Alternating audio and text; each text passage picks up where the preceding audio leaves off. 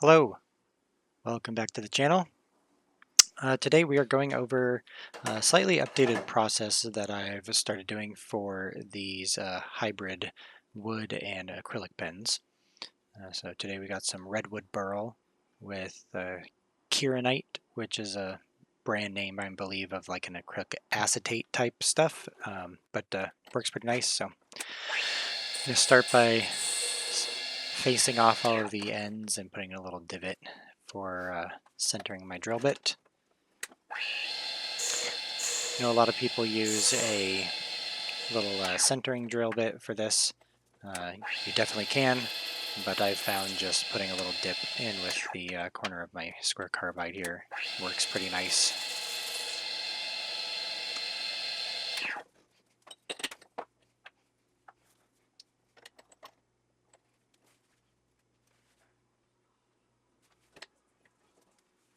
Alright, so we've faced that off and now we're drilling a 13 millimeter hole, about like 10 or so millimeters into this blank. And that is going to house our 13 millimeter outer diameter, 12 millimeter inner diameter brass tube here. I cut this with a jeweler saw, so I do need to face down the end. There's definitely much more efficient ways to do this, but yeah, use a little tube cutter, something like that. Definitely the better way to do this. I don't have one currently, I just need to pick one up. So yeah, for this particular pen I did have to fiddle with this a little bit. This little 3-jaw chuck does not hold things terribly securely overall, but once that's trimmed to length, we have about 25 millimeters here. We're going to get 10 or so millimeters into the acrylic, and then we're going to have about 15 millimeters that is going to stick into the stabilized Sequoia burl that we have for this pen. And for the most part, this is just going to be a press fit, although I do wick a little bit of thin CA down into the joint as well. And then there's definitely a much more efficient way to do this as well, I'm sure. As you can see, I'm each time I try to seat things a little bit more, it knocks things off a little bit. Yeah, we're just trying to make sure that that fits and is running as true as possible. And we're just going to cut this off and flip it around in the chuck. Well, we will end up flipping that around in the chuck. We'll just face this off first and take that out.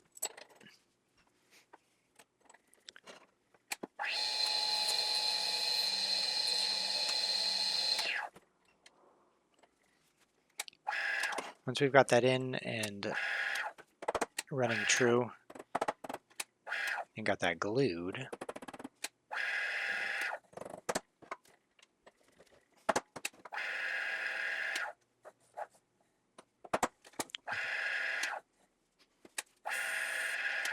I do like to kind of scrape up the tube a little bit.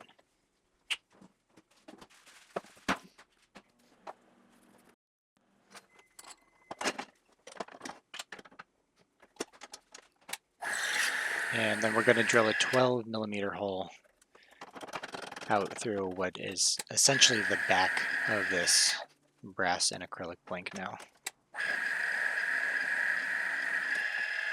What this allows us to have is a 12 millimeter diameter hole for cutting threads in the acrylic that's going to transfer or transition into the brass tube, and that brass tube is going to give some extra surface area for the glue and the acrylic, or well, the wood and the acrylic to bond to with the glue. A few of my other pens, like the ebony and resin pen that I did in my last video, ended up breaking because those bonds between the resin and acrylic are a little weak sometimes when you don't have that additional, brass sleeve in there. So right now we are drilling a 17/32 hole in the Redwood burl, and that's going to accept the end of the brass tube. It'll give us a little extra space as well in that hole for the glue. And now we are turning down the tenon for the body of the pen. This is what's going to be kind of an accent band and hold the threads for the cap, as well as the threads for the section to screw into. I do need to get a tenon cutter. It will make this much quicker and easier, but for now I am stuck just turning and measuring. One thing that I do really like about this Kirinite and kind of acrylic acetate in general is it seems to, with a nice fresh carbide cutter, you can basically turn it to a mirror polish directly off the tool. And it makes sanding and polishing at the end very quick and easy.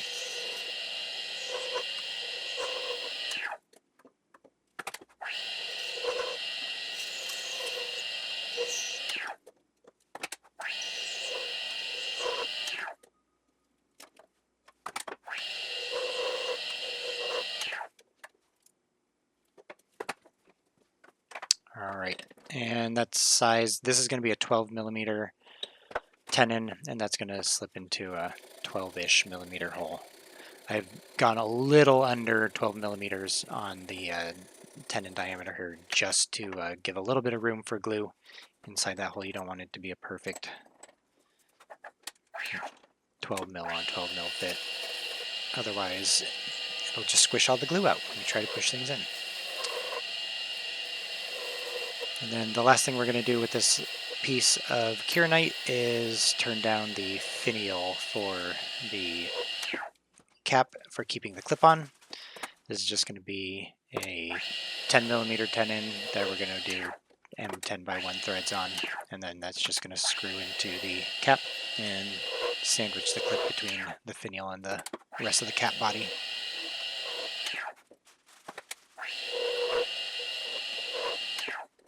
Once again, this would be much quicker with a tenon cutter, but I do not have one.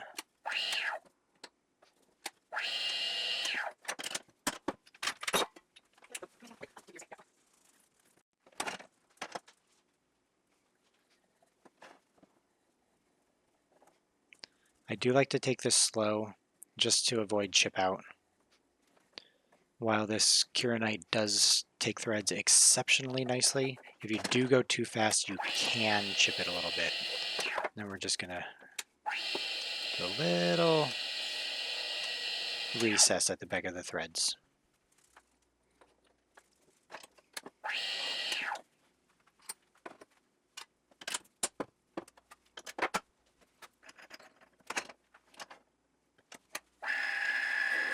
This is going to be the rest of our body blank. This is a 12 millimeter hole, well, a 12 millimeter drill bit that we're drilling this hole with.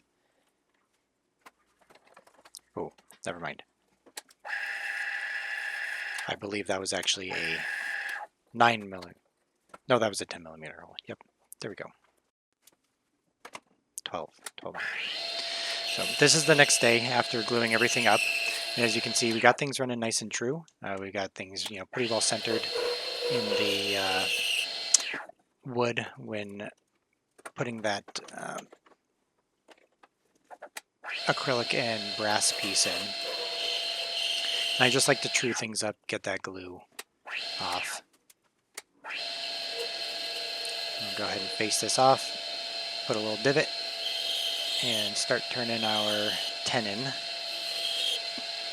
This is going to be the tenon for our cap threads on the body. This will be 13 millimeter diameter. And this will be an M13 by 1 thread. I would prefer to be using an M13 triple start. This is just going to be single start threads on this guy. But if you do keep your thread count and tenon length nice and short, you can keep your turns to seat the cap down to 2 or 3 or so and still have a nice secure fit.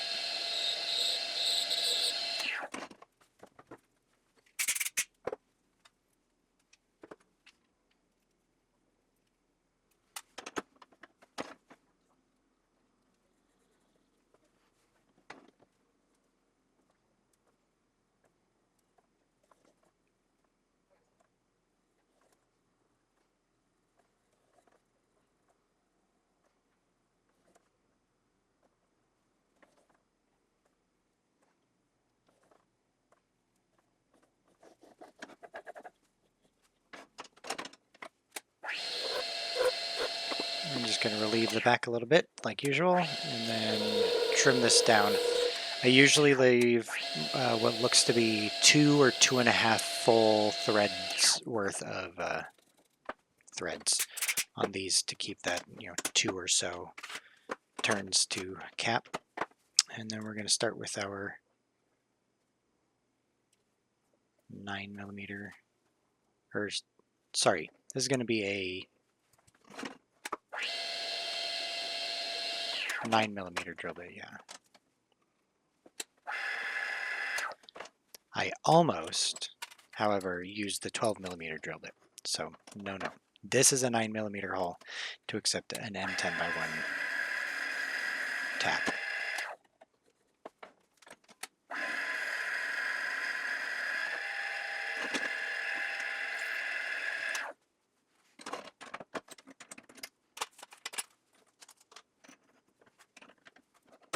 And we're going to go ahead and toss our M10x1 tap in and thread this up.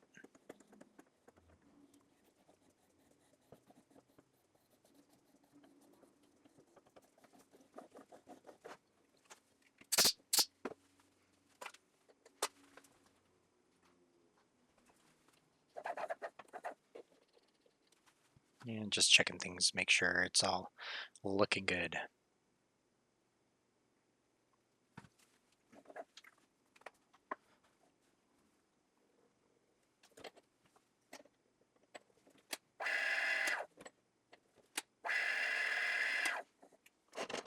And here we're just kind of checking to make sure everything is running true.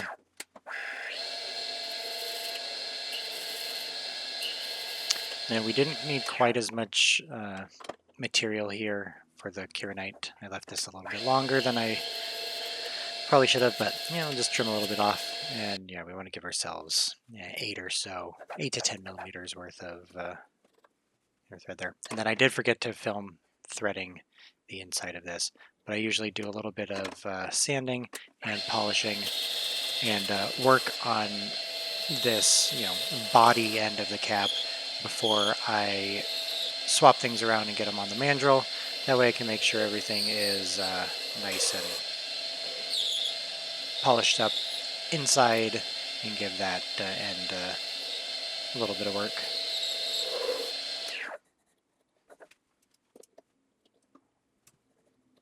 Just kind of checking. I like to shoot between 16.5 and 17 millimeters for the thickest parts of my caps. And then we'll start to continue working on the body. With this pen, we're doing a little bit of an inlay, but before we get to that, we need to make sure we get our finial threads cut in. Now, this is stabilized Redwood Burl. I wouldn't necessarily recommend doing things exactly this way with something not stabilized, because we are going to be cutting threads directly into the wood here. With it being a stabilized wood and being impregnated with resin, that does make it take threads a little bit better. It doesn't chip out quite as much as just wood might, but I do still put a little bit of thin CA in there to kind of seal things up and just make sure we get as good of a result as we possibly can. Just going to thread this up real quick. You can kind of see the hole is not entirely centered. That's kind of okay. The only thing that usually ends up doing at the end is making it so that you kind of have to be particular in where you position the clip so that everything is nice and even around the outside of the pen. But yeah, it still works pretty good, even if you do have a little bit of concentricity issues there.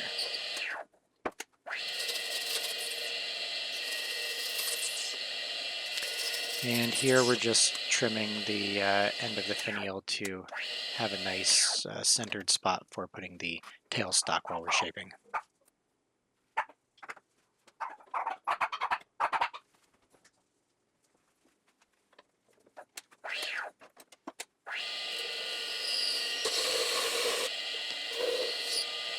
And again, we are shaping this down a little bit before we get things onto the mandrel, just to kind of get the shape and diameter that we're searching for. And just checking everything. And then once we're properly seated and have enough clearance for everything, you do kind of have to make little relief cuts on the inside of the threads and at the back side of the cap threads on the body to make sure that things don't bind up. But once things are good, we're just cutting a little channel here for doing our opal inlay.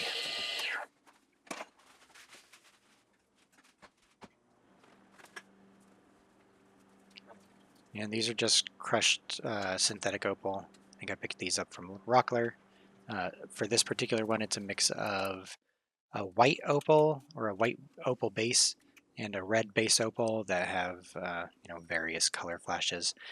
Dry, coming directly out of the little package, the white opals looked like they only flashed red, but once I did get these into the inlay and got them covered in CA, they flash all colors actually. So kind of an interesting look, not entirely what I was expecting or going for, but for my inlays I do like to first put in a little bit of I think it's like a medium thick black CA, and that gives a nice solid colored base to put everything in. And that way if you do have little gaps in the inlay, it's just going to be black instead of being able to see the material underneath.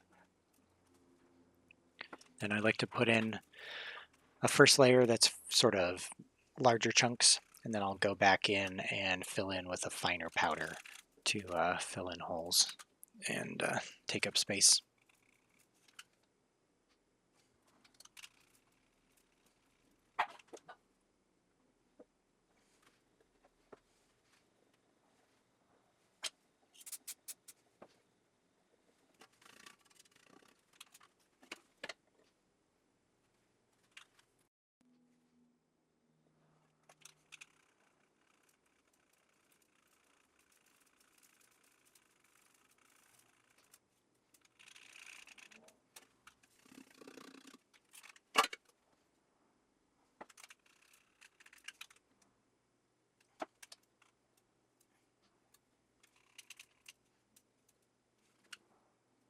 Spending a ton of time on this particular portion right here is not always necessary.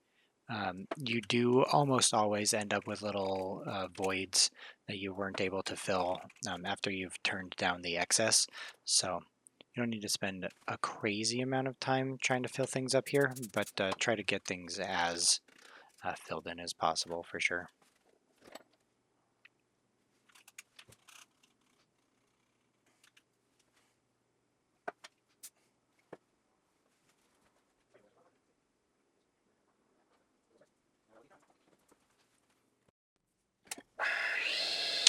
And then we're going to start trimming this down. Opal turns fairly easily with carbide tools. It does, I mean, it's a stone, it does wear them a little bit quicker than turning acrylic or wood might, but it's not too bad. You just got to take things fairly slow so you can avoid chunking things out instead of kind of turning it down. But yeah, I'm getting out some of the larger chunks, leaving just some powder in the little cup here, and then filling a couple holes.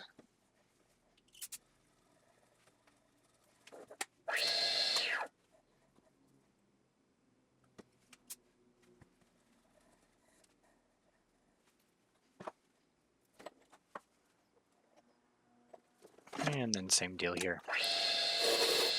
Turn off the big chunks, fill in a couple little holes, and we're good.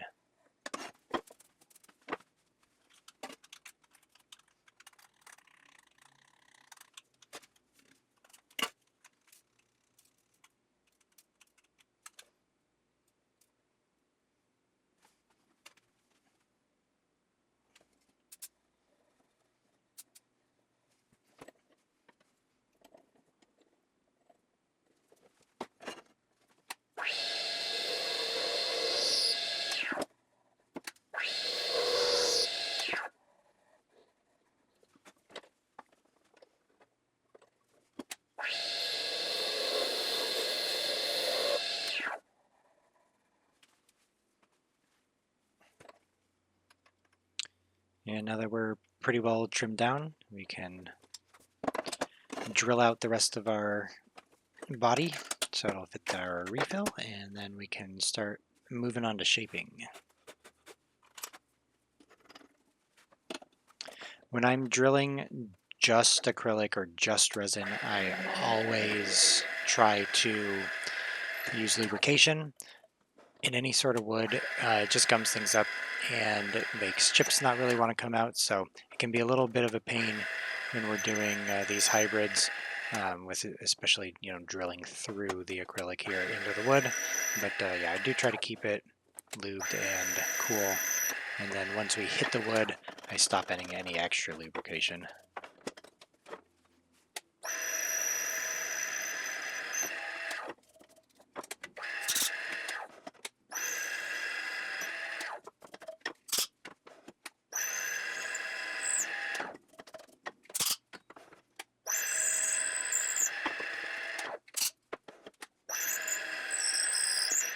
And then while recording this voiceover, I've noticed a few times where things have gotten a little bit out of sync. I'm not actually sure why that is. I think it may be due to keeping the pitch consistent, although I've sped up the footage by 500%. But yeah, I do apologize about the disconnect sometimes. And then here we are starting to work on the section. This is going to be a 10mm tenon. It'll accept some M10x1 threads to screw into the body. And this one is going to be drilled out for a Pilot G2 refill.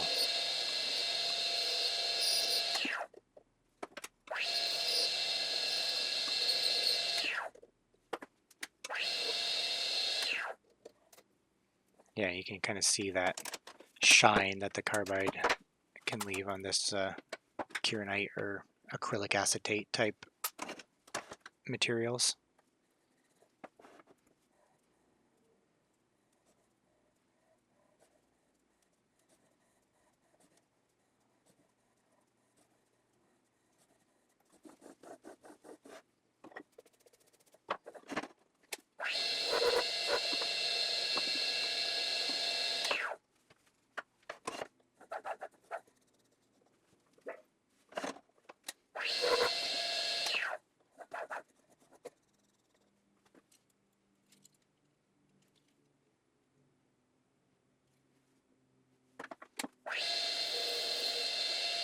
And there we were just checking to make sure that the section was short enough to fit down into the body.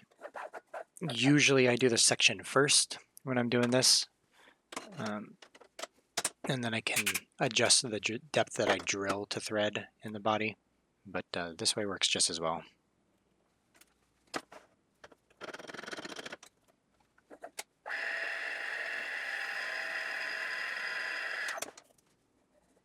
Yeah, so we get that started, get things lubed up, and then just make sure we're continuing to back things out, let things cool down.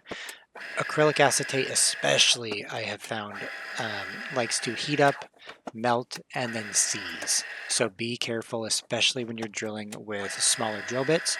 They'll heat up quick and they'll cool down really quick. And I have almost ruined a couple sections getting my 7/64 drill bits stuck at the end of the drilling cycle. So do be careful with that. Right now we're drilling a 1/4 inch hole, about 30mm deep.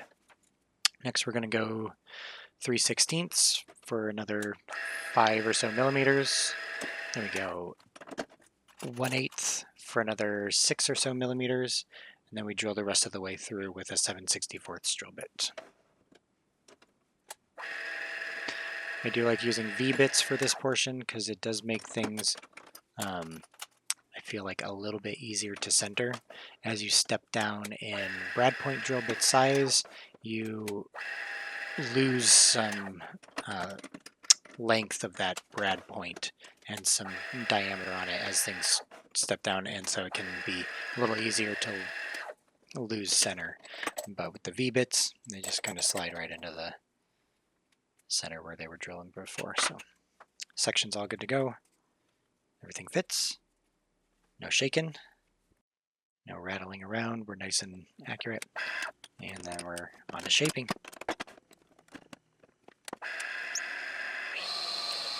I've got a fresh carbide on here. I have found that a dull one can make things require more sanding at the end. It doesn't give that nice shiny finish. But also B, it can chip out a little bit more, and I have broken a couple blanks because of catches with what are a little too dull of a carbide cutter. So I definitely recommend putting a new one on when you start shaping. For just roughing things out, not too bad to have something a little bit dull, but put a fresh one on, especially when you're shaping your section. For mandrels, I'm just using homemade Delrin mandrels.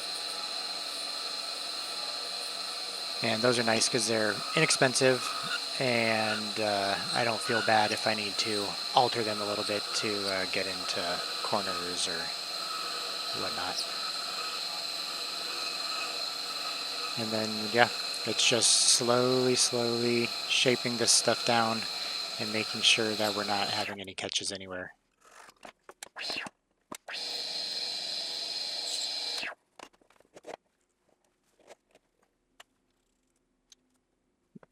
I did end up bringing the end of this section back a little further than I normally would, so a little bit more of the section, or not the section, the refill is extending out of the end. Doesn't look too bad. A little goofy to me, but not too bad.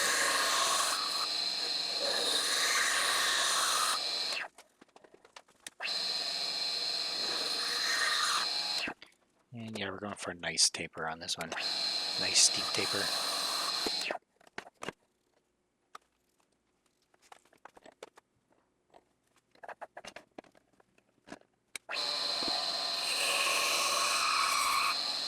And then especially with stabilized wood, you do really have to be careful about kind of the direction you're traveling with your cuts here. I have found that as you transition from the wood to the finial, if you're moving away from the headstock, you can definitely chip out the wood as you make that transition. I got a little bit of that here. Luckily, it fits under the clip and is not super visible, but you can get some chip out around that joint.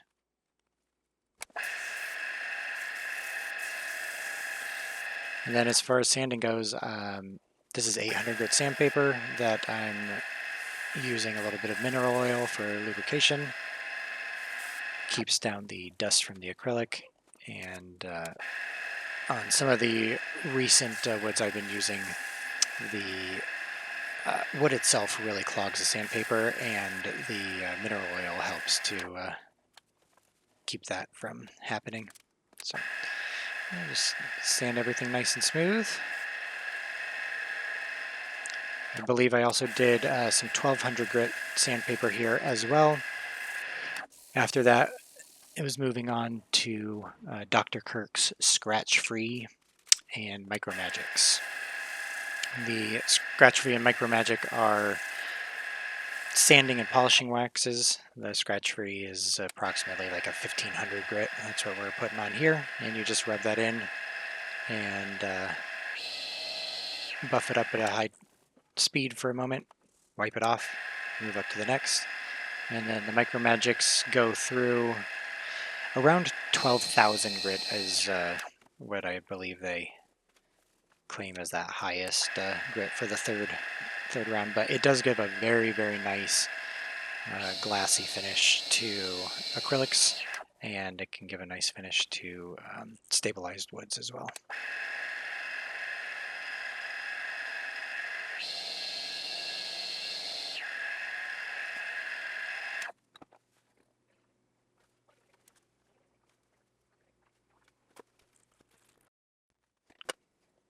And we'll just repeat the same process with the body here. 800 grit with mineral oil, 1200 grit with mineral oil, and then Scratch Free and the 3 levels of micro magic.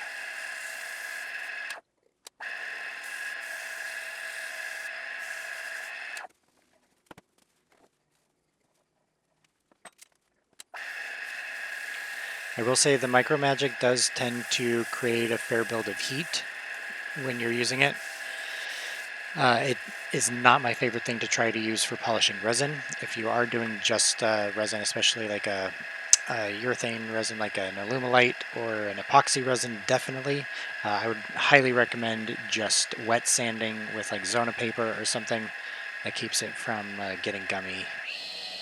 These acrylics are a little bit more temperature resistant overall and take a nicer polish with these polishing waxes, but I have had them get a little wonky on me sometimes with heat.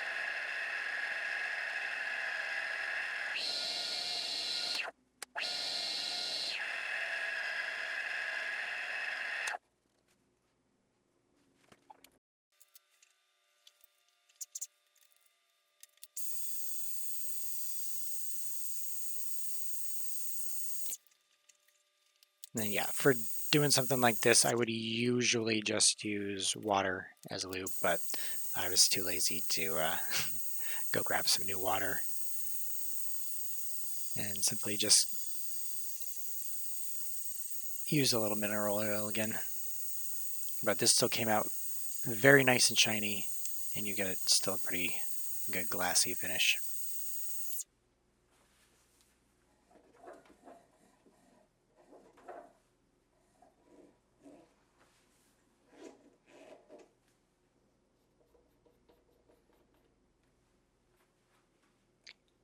And here's the pen. Got a clip on.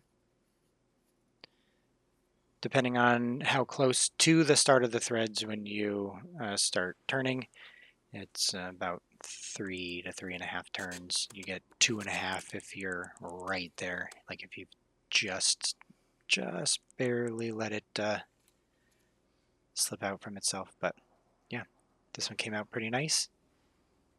And if you do want to buy this, it is available on my Etsy shop. There'll be a link in the description. But thanks for tuning in, and we'll catch you next time.